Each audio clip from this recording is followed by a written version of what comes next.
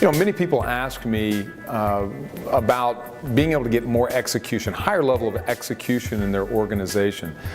They have big ideas, they want things to happen, but at the end of the day, the question is, why don't things get accomplished and why don't things get done that we want to get accomplished? Well, I believe it's structural probably more than anything else. I believe there's great passion and desire to get things accomplished, but I know from my own seat at the table, as a CEO running a business, many times I'll start down the path of getting something accomplished, and then all of a sudden I wake up and look back and realize it didn't get done. And why was it? Well, for me it's a couple of things. One, I'll go as hard as I can on the areas that I have passion and I have unique abilities and talent.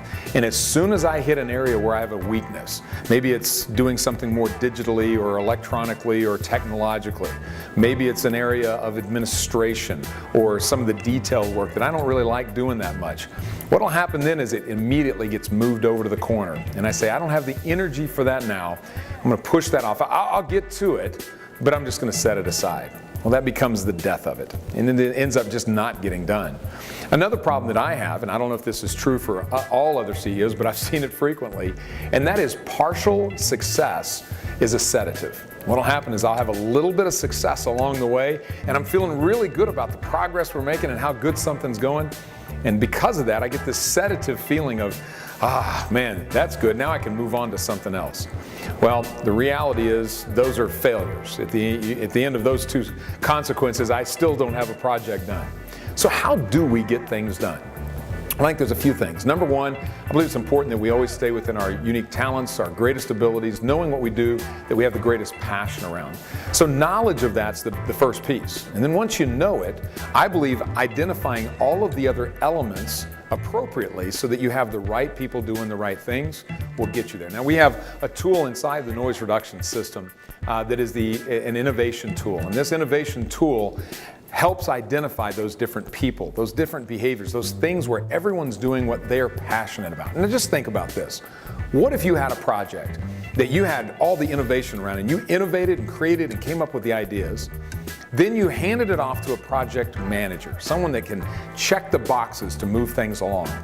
And they had a graphics designer, a marketing person, an operations person that's passionate about building it all into operations, maybe an engineer type person that can design all the specifics along the way. If they had all the key elements and different people working in their passions, and they were, as a project manager, checking things off along the way, how fast do you think those projects and those ideas that you can implement would actually get executed at the end? Well, that's the key. The key is find the right people to do the right things and have a project manager drive it all the way through. The other thing that avoids now is that sedative of success. If you have somebody that's constantly driving at any level of success, it never ends. It continues down the path.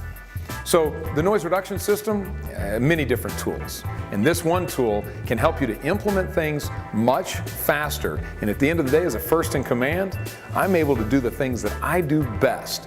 Be able to increase the revenues, increase my company's profitability because I spend time doing what I do best, because I know that all projects will get to completion because of this tool taking us down that path.